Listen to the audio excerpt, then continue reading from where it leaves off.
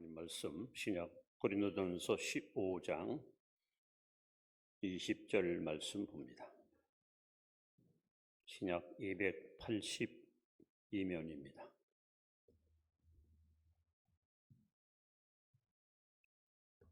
고린도전서 15장 20절부터 교독합니다. 그러나 이제 그리스도께서 죽은 자 가운데서 다시 살아나사 잠자는 자들의 첫 열매가 되셨도다.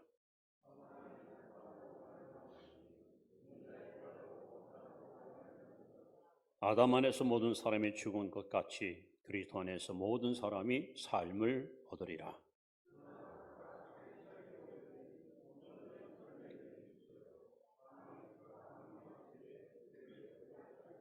그 후에는 마지막이니 그가 모든 통치와 모든 권세와 능력을 멸하시고 나라를 아버지 하나님께 바칠 때라.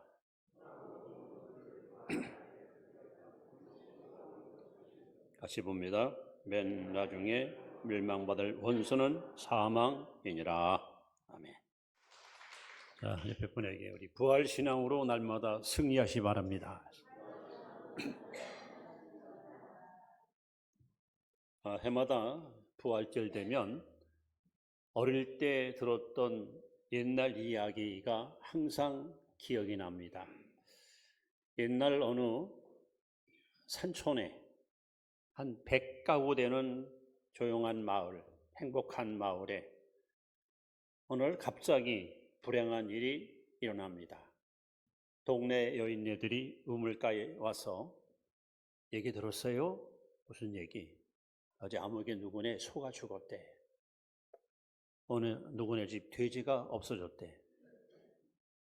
처음에는 사람들이 도둑놈이 혹은 강도가 못된 일 했는가 했더니 이게 웬일입니까? 동네 무당이 찾아와서 산신령님이 노해가지고 큰 재앙이 왔으니 빨리 재물을 바쳐서 신령님을 노염을 풀어줘라.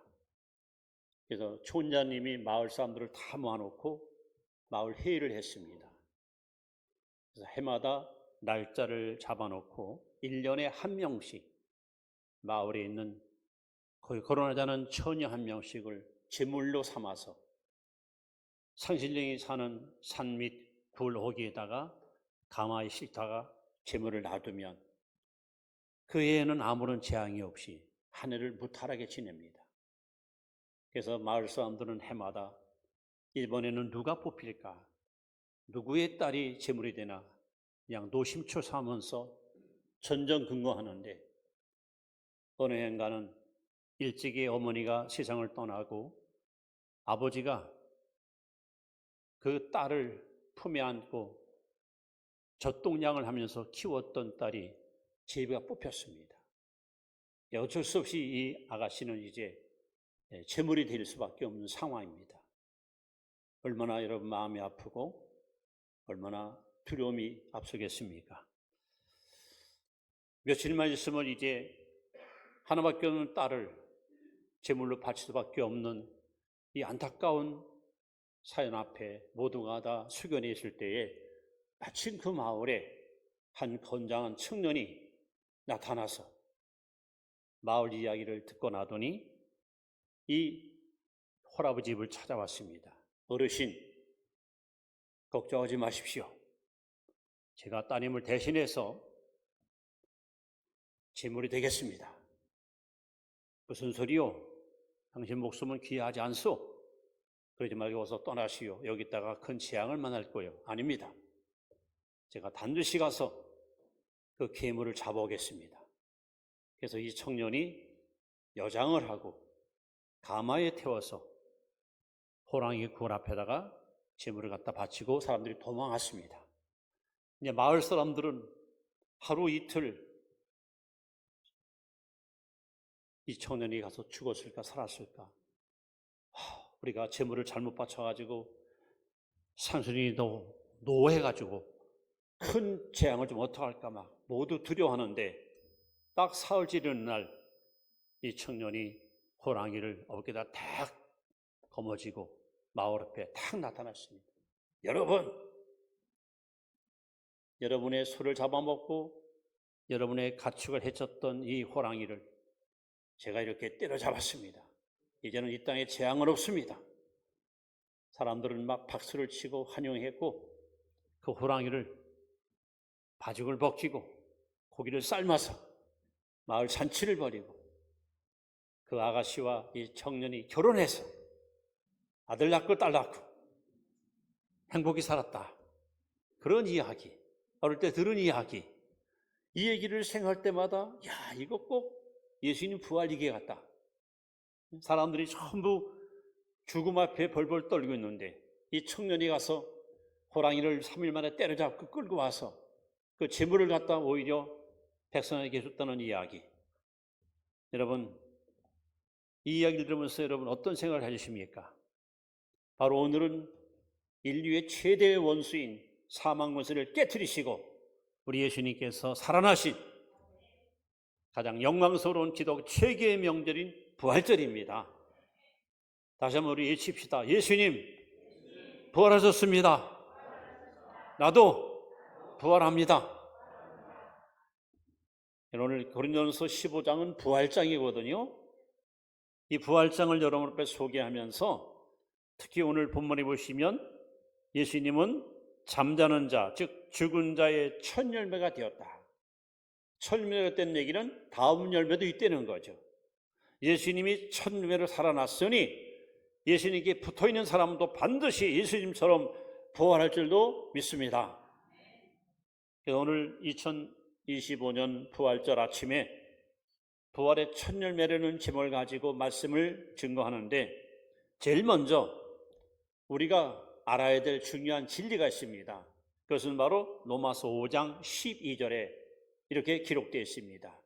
5장 12절 말씀을 우리 한번 같이 읽도록 합니다. 시작. 그러므로 한 사람으로 말미암아 죄가 세상에 들어오고 죄로 말미암아 사망이 들어왔나니 이와 같이 모든 사람이 죄를 지었으므로 사망이 모든 사람에게 이르렀느니라.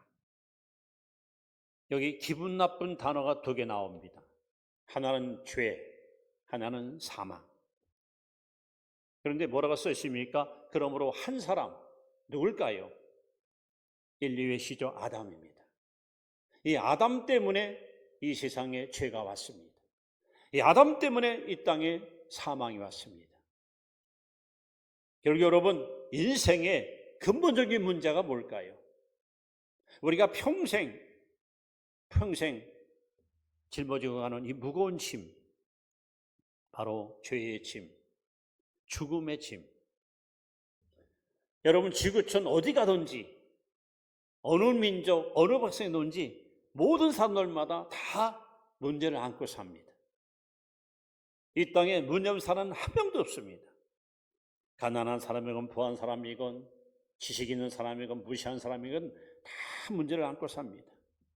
개인도 문제가 있고 가정도 문제가 있고 또 사회도 문제가 있고 국가도 문제가 있고 온 인류가 다 문제를 안고 살아갑니다. 특별히 여러분, 그 수많은 문제 가운데서 우리의 힘으로 우리의 노력으로 해결할 수 없는 가장 무거운 근본적인 문제가 있습니다. 그것은 바로 죄의 문제고 그것은 바로 죽음의 문제입니다. 여러분, 정치가 죄 문제를 해결합니까? 정치가 죽음을 해결합니까? 경제가 죄와 죽음을 해결할 수 있습니까? 문화가 혹은 군사가 아니면 종교가 아무것도 우리가 안고 있는 죄의 문제, 우리가 안고 있는 이 죽음의 문제, 그 누구도 해결할 수 없습니다. 이것이 인류가 안고 있는 모든 사람들이 갖고 있는 공통의 가장 큰 문제입니다. 여러분, 전에도 말씀했지만 혹시 약국에 가서 여러분의 죄를 깨끗이 씻어내는 약이 있습니까? 유명한 명의가 주사 한 봉만 딱 놔주면 그동안 지은 죄가 깨끗이 사라지는 그런 훌륭한 의사가 있던가요? 수많은 의학계통의 사람들이 신약을 개발하고 인류의 건강 증진을 위해서 힘쓰고 애쓰지만 우리의 죄와 우리의 죽음을 해결할 수 있는 의학은, 의사는 없습니다. 불교, 유교, 신두교, 이슬람교 많은 종교가 있지만 인간의 죄를 해결할 수 있는, 인간의 죽음을 해결할 수 있는 종교는 없습니다. 그들은 우리보다 좀 더 많은 철학적인 깨달음은 갖고 있지만 근본적으로 죄를 해결할 수 있는 해결의 열쇠를 갖고 있지 못합니다. 죽음을 해결할 수 있는 생명의 열쇠를 갖고 있지 못합니다. 결국 인생은 평생 살면서 죄와 죽음이라는 이 두 가지 괴물 속에 항상 짓눌려 살다가 우리의 운명이 다하고 우리의 생명이 다하는 날 우리는 어쩔 수 없이 육신의 자몽을 벗어버리고 어디론가 떠날 수밖에 없는 것이 바로 인생입니다. 그래서 하나님 말씀입니다. 인간이 안고 있는 근본적인 문제가 뭐냐? 바로 로마서 5장 12절 한 사람 아담 때문에 죄와 사망이 우리에게 찾아온 거예요. 아담은 죄와 사망을 열어놓고 그 후손들인 우리에게 엄청난 침을 안겨주고 그렇게 우리에게 큰 과제를 남겨놓았습니다. 그렇다면 여러분, 우리는 어떻게 이 죄와 죽음에서 자유를, 해방을 얻을 수 있을까? 감사하게도 두 번째 놀라운 하나님의 약속이 고린도서 15장 3절 4절에 이렇게 기록되어 있습니다. 이번에는 고린도서 15장 3절 4절 말씀을 같이 읽습니다. 시작. 내가 받은 것을 먼저 너에게 전하였노니 이는 성경대로 그리스도께서 우리 죄를 위하여 죽으시고 장사 지낸바 되었다가 성경대로 사흘 만에 다시 살아나사. 따라합시다. 해답은 오직 예수뿐이다. 믿습니까? 해답은 예수밖에 없어요. 예수님만이 죄 문제를 해결할 수 있습니다. 예수님만이 죽음을 이기고 사망을 정복할 수 있습니다. 그래서 예수님이 해답입니다. 여러분, 죄의 문제는 오직 십자가로만 해결이 가능합니다. 오직 십자가. 그래서 하나님이 십자가 위에다가 당신의 아들을 매달아서 저와 여러분과 우리 온 인류의 죄 문제를 깨끗하게 해결해 주었습니다. 여러분, 예수님의 십자가의 죽음은 네 가지 중요한 의미를 갖고 있습니다. 첫 번째, 예수의 죽음은 대속적 죽음입니다. 즉 대신 죽은 겁니다. 죄는 죄인이 졌는데 죄 없는 예수님이 죄값을 대신 거머쥐시고 십자가의 죽음으로 말미암아 우리를 지긋지긋한 죄로부터 자유와 해방을 선물로 주었습니다. 그래서 예수님께서 마가복음 10장 45절에 인자가 온 것은 섬김을 받으라 도리어 섬기려 하고 많은 사람의 제성물로 많은 사람을 대신해서 죽으러 왔다는 겁니다. 모든 사람들은 이 땅에 살려고 태어났지만 예수님은 그 죄인을 살리기 위해서 죽으러 오셨습니다. 그래서 예수님의 십자가의 죽음은 바로 대속적 죽음입니다. 두 번째, 예수님의 십자가 죽음은 구속적 죽음입니다. 구속이라는 말은 값을 주고 사는 거예요. 우리는 죄에 팔렸어요. 죄의 노예예요. 이제는 해방, 자유 절대 얻을 수가 없어요. 근데 하나님께서는 십자가에 당신의 아들을 못 박여 죽게 하사 그 피값을 주고 우리를 사서 우리를 지긋지긋한 죄의 노예로부터 참된 자유와 해방을 선물로 주었습니다. 그래서 예수님께서 십자가의 상에서 큰 소리로 외쳤습니다. 내가 다 이루었다. 내가 다 갚았다는 거야. 아담이 물려준 원죄, 내가 태어나 지은 자범죄, 이 죄값을 예수님께서 십자가 보혈피로 다 갚아버렸어요. 그 예수 믿는 순간 우리는 이제는 빚쟁이가 아니야. 모든 죄의 피처로부터 우리는 해방을 얻게 된 것입니다. 또한 예수님의 십자가의 죽음은 화목적 죽음입니다. 본래 인간 하나님과 대화하며 교제하며 사랑하며 살도록 그렇게 지어놨었습니다. 근데 죄가 들어오자마자 하나님과 인간 사이가 여러분 벌어지기 시작합니다. 여러분 창세기 3장 보세요. 하나님께서 아담을 창조하시고 후에 그 안에 하와를 만들 때 얼마나 감격스러운 이는 내 뼈 중에 뼈 살 중에 살이로다 감탄사를 연발하지 않았습니까? 그렇게 사랑하고 그렇게 좋아하던 두 사이에 죄가 들어오니까 어떤 일이 일어나네요?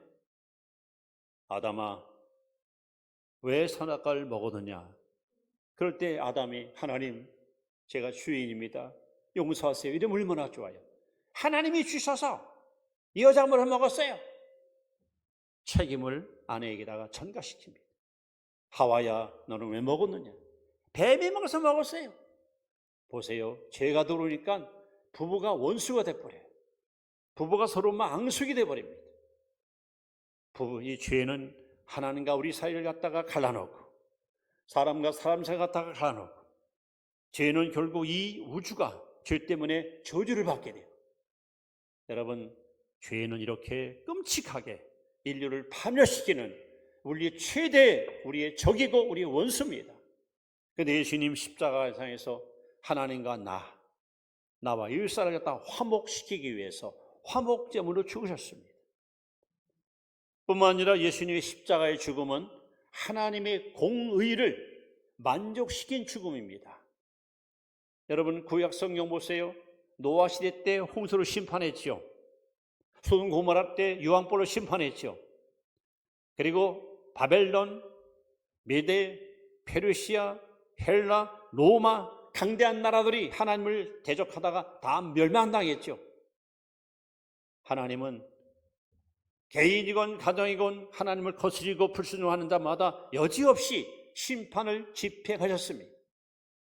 그런데 그 하나님께서 이제 더 이상 인류에게 저주를 퍼붓지 않겠다는 분명한 의지를 가지고 당신의 아들 예수님에게다가 여러분 우리가 받을 모든 형벌과 모든 고통과 모든 저주를 다 쏟아부은 거예요.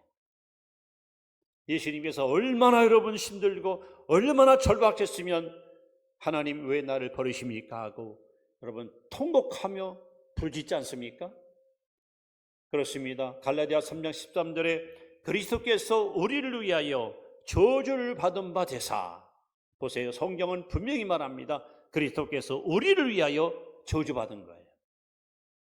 이제 십자가는 이렇게 하나님의 의를 만족시킨 십자가입니다. 하나님은 더 이상 우리에게 진노를 퍼붓지 않습니다. 아들에게 쏟아붓기 때문에.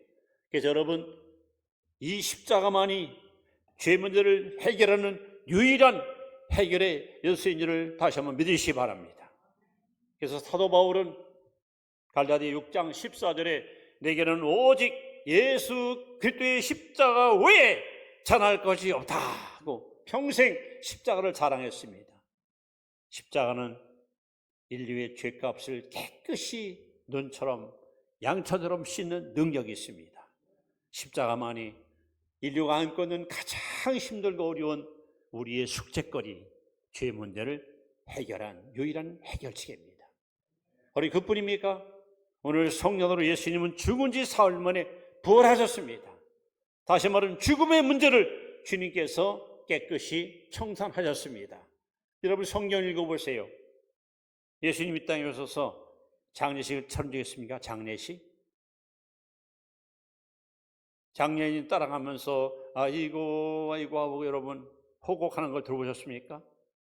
예수님은 한 번도 장례식을 치른 적이 없습니다. 왜 그럴까요? 자 보세요. 마가복음 5장에 보시면 회당장 야이로 딸이 있습니다. 12살 먹은 소녀예요. 이 아이가 죽었습니다. 예수님께서 그 집에 찾아갔습니다. 사람들은 엉엉 울면서 아이의 슬픔을, 죽음을 막 통곡하는데 울지 마라. 이 아이가 죽은 게 아니라 잔다. 사람들이 막 비웃습니다. 아이고 우리가 죽은 것도 모르고 자는 것도 몰라?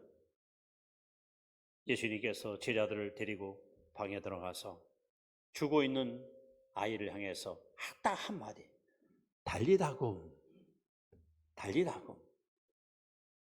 이것은 유대인들이 아침에 아이들 학교 가야 되는데 늦잠을 자는 거예요. 예, 일어나. 학교 가야지. 시간 됐어. 그래서 잠독을 모르. 그때 방에 와서 살며시 침대에 누운 아이에게서 아무개야 일어나. 어? 일어나.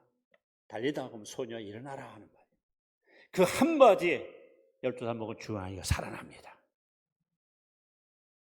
또 누가복음 7장에 보시면 저 나인이라는 성의 한 과부가 남편 일찍 잃고 아들 하나를 데리고 살았는데 청년으로 잘 컸어요. 얼마나 심하게 컸겠습니까? 그런데 안타깝게도 이 청년이 갑자기 죽었어요. 이 과부의 슬픔이 얼마나 크겠습니까? 아유, 이놈아, 내가 죽고 네가 살아야지. 어찌 네가 죽고 내가 사는 말이냐. 상여가 나갑니다. 사람들이 따라오면서 함께 울고 통곡합니다. 그때 저 맞은편에서 예수님 일행이 다가옵니다. 상여를 멈춥니다. 여자야, 울지 마라. 울지 마라. 그리고 상여에 있는 청년의 관에다가 손을 댑니다. 그리고 주님이 말씀합니다. 청년아, 일어나라. 죽은 자가 벌떡 일어났습니다. 죽은 자가 말을 합니다. 나 인생에 슬픔이 사라지고 기쁨이 다 충만합니다.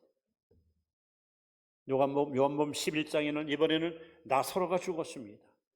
죽어서 아예 무덤에 들어갔습니다. 나흘 됐습니다. 시체가 썩었습니다. 냄새가 납니다. 예수님 무덤가에 오셨습니다. 돌을 옮겨라. 주님, 죽은 지 나흘 됐어요. 시체가 썩은 냄새 나는데요. 내가 내 말을 믿으면 하는 영광을 보리라. 예수님이 기도하십니다. 그리고 큰 소리로 나사로야 나오라 했더니 죽은 자가 수족을 동이채로 걸어 나온 줄로 믿습니다.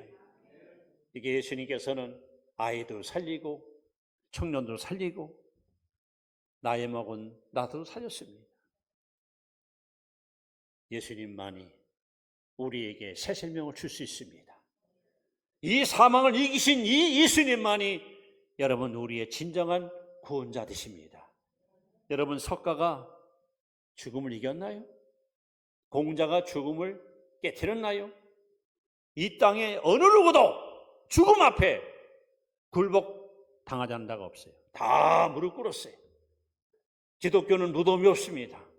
왜? 예수님이 살아났기에.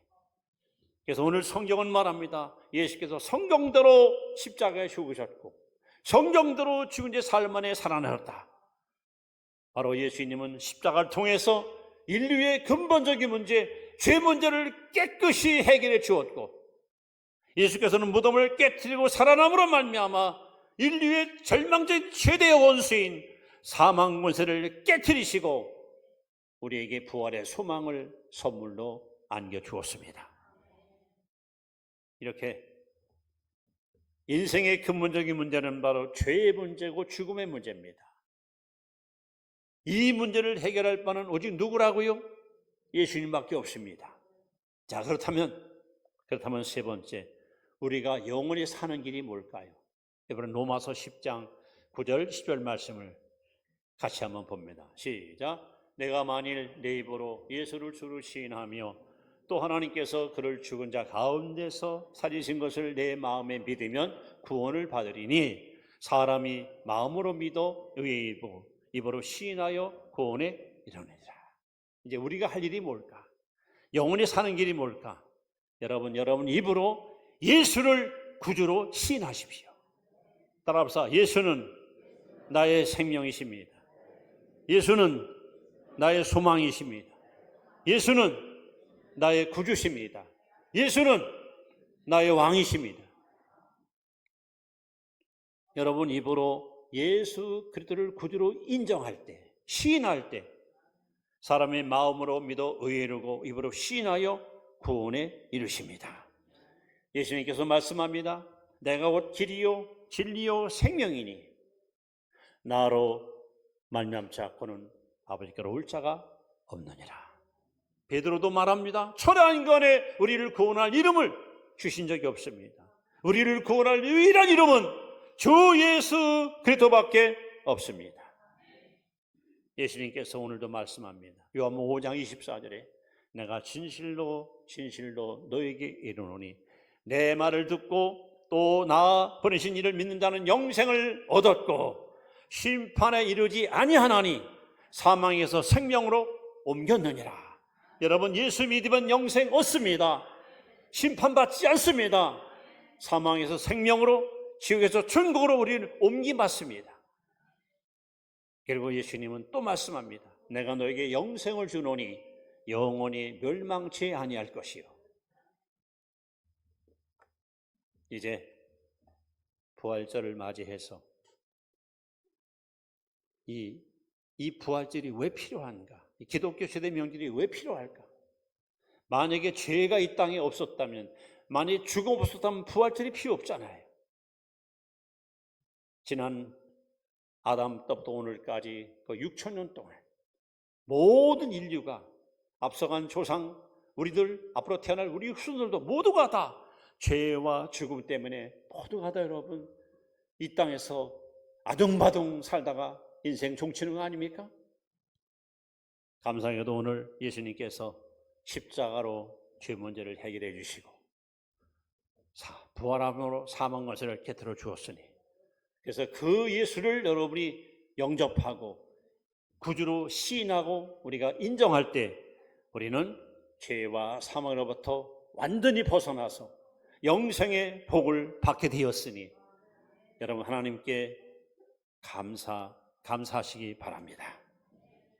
이제 요한복음 11장 25절 26절 말씀을 여러분 다시 한번 큰 소리로 외쳐 보십시다. 시작. 예수께서 이르시되 나는 부활이요 생명이니 나를 믿는 자는 죽어도 살겠고 무릇 살아서 나를 믿는 자는 영원히 죽지 아니하리니 이것을 내가 믿느냐? 우리가 읽은 요한복음 10장 25절 말씀은 우리에게 주는 굉장히 중요한 약속의 말씀입니다. 국립수목원 산림자원보전과 박광우 과장팀이 있습니다. 제가 신문에 난 것을 여러분 소개한 2007년 11월 12일 날 신문에 나온 기사입니다. 지금부터 3,300년 전 BC 1300년 이집트에 가면 여러분 피라미드 거기 왕의 무덤이 있습니다. 거기에서 강낭콩이 발견됐습니다. 왕 무덤 관 속에서 3,300년 전에 관에 묻었던 강낭콩을 발견했습니다. 그 우리나라의 산림자원보존과 박강호 과장팀들이 그 강낭콩 씨를 갖다가 심었어요. 심어가지고 이것이 막 자란 걸 사진을 찍어서 보도된 것을 신문에 보았습니다. 여러분 이해가 되십니까? 100년도 아니고 1000년도 아니고 3,300년 전 이 두 피라미드 왕실에 묻혔던 시체 옆에 있던 강낭콩, 이 콩이 3,003년 만에 이것이 발굴돼 가지고 이 갖다가 심었더니 싹이 나서 많은 열매가 맺어요. 어떻게 가능합니까? 강낭 속에 생명이 있습니다.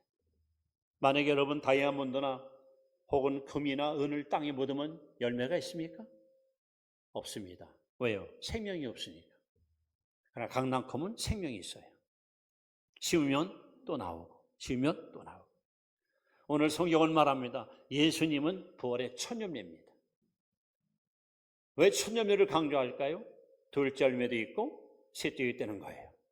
이제 내 차례입니다. 여러분 차례입니다. 우리는 예수님과 똑같은 모습으로 부활할 겁니다. 지금 이 모습, 늙은 모습, 병든 모습이 아니라 요한일서 3장 2절에 예수님과 같은 영광스러운 모습으로 우리는 반드시 부활할 겁니다. 그날이 점점 눈앞에 다가오고 있습니다. 그날 우리는 모두가 다 부활이요 생명 되시는 주 예수님께 마음껏 경배와 찬양을 올려드릴 날이 반드시 올 것입니다. 우리는 이 부활의 소망을 가지고 이 악하고 패악한 세상 가운데서 좌절하고 낙심하지 말고 저 영광스러운 천성을 바라보고 부활의 그 아침을 여러분 기대하면서 믿음으로 날마다 씩씩하게 전진하는 삶을 살아갈 수 있기를 축원합니다. 기도드립니다. 하나님,